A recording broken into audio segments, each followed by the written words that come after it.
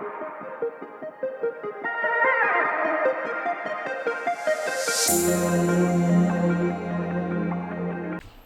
Morning everyone, welcome to my channel. आप सभी का स्वागत है मेरे चैनल पे। आशा करता हूँ कि आप सब अच्छे होंगे।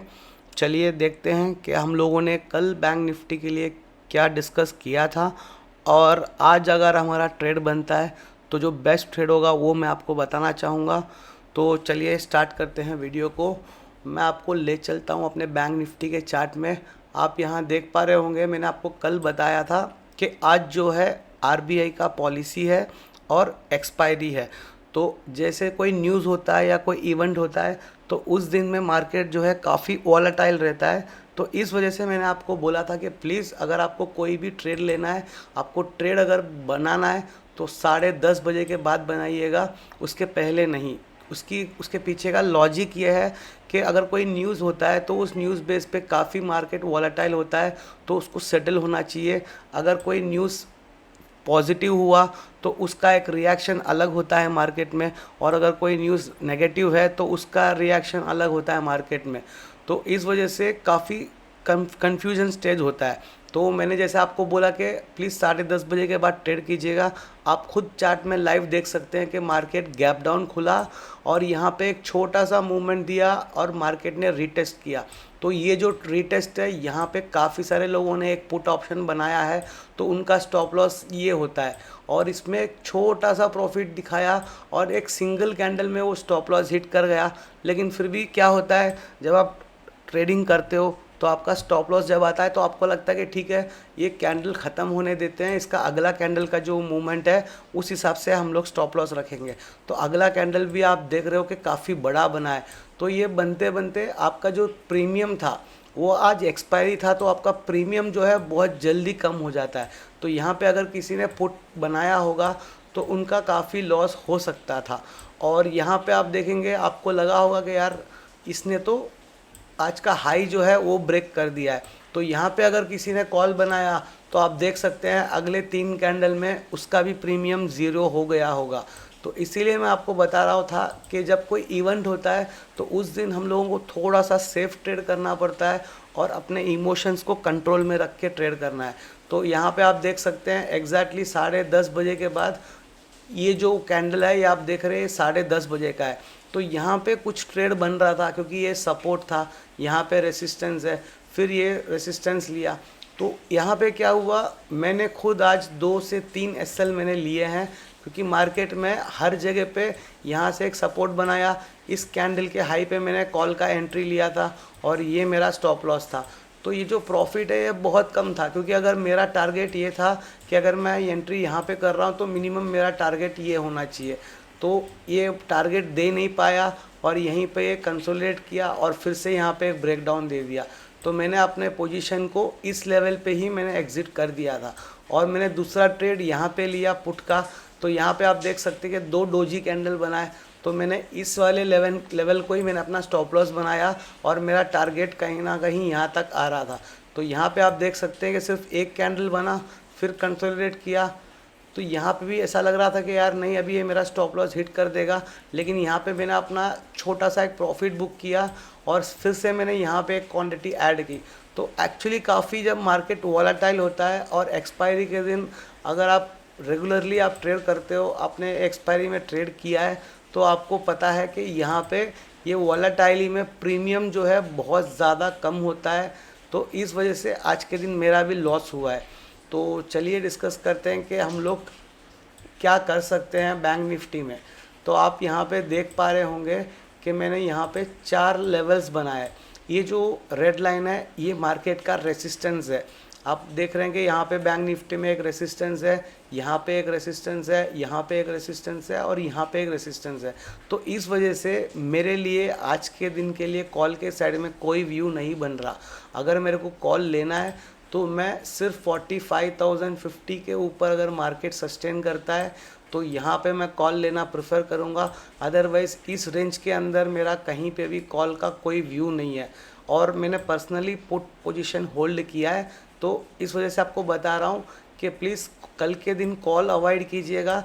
और आपके लिए जो बेस्ट ट्रेड होगा वो ये होगा कि अगर मार्केट फ्लैट खुलता है इस लेवल को ब्रेक करता है और यहाँ पे अगर मार्केट 5 से 10 मिनट कंसोलिडेट करके अगर डाउन साइड की तरफ ब्रेक करेगा तो हम लोग 44,450 के नीचे हम लोग पुट लेंगे।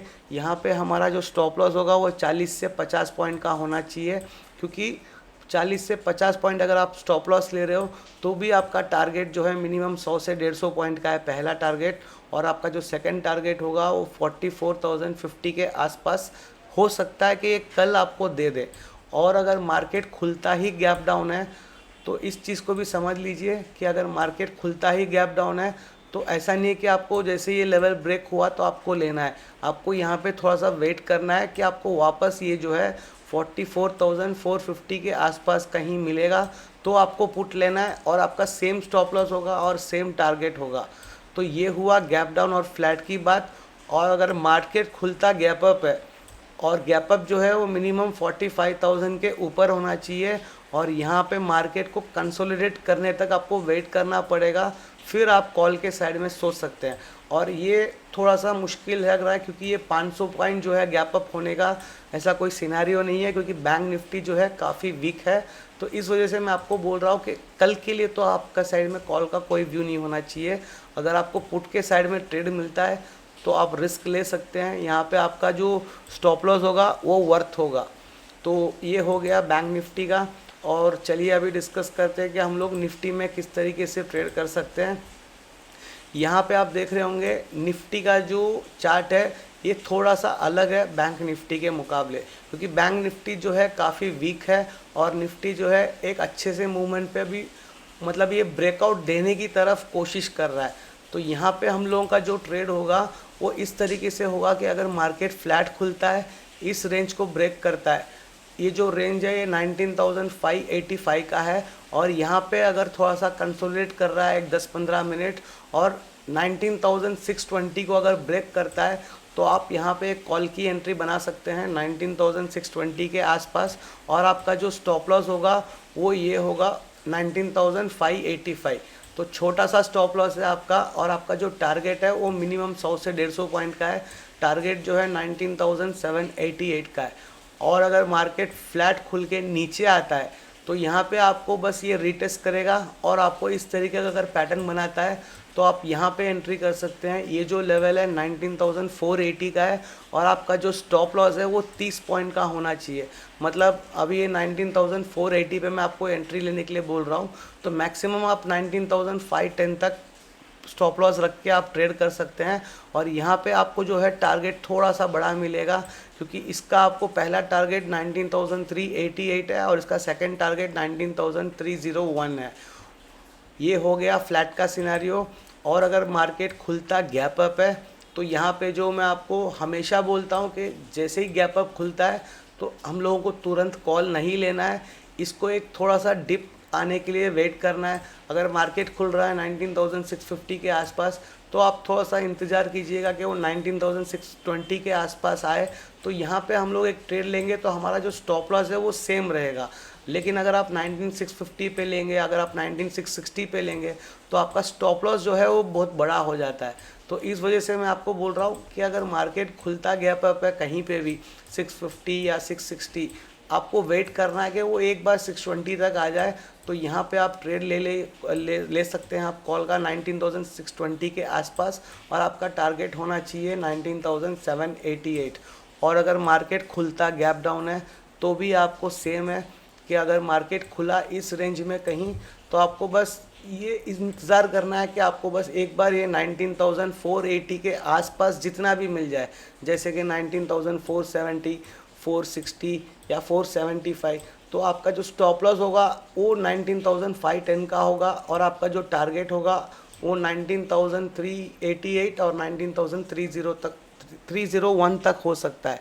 तो उम्मीद करता हूँ कि आपको समझ में आ गया होगा जो मैं आपको बता रहा हूँ, और आपको वीडियो अच्छा लगे तो please like, share and subscribe, comment करना ना भूलिएगा। और आपका कोई भी सजेशन होगा तो प्लीज़ आप कमेंट सेक्शन में बोल सकते हैं, तो मैं उसको और बेहतर करने की कोशिश करूँगा।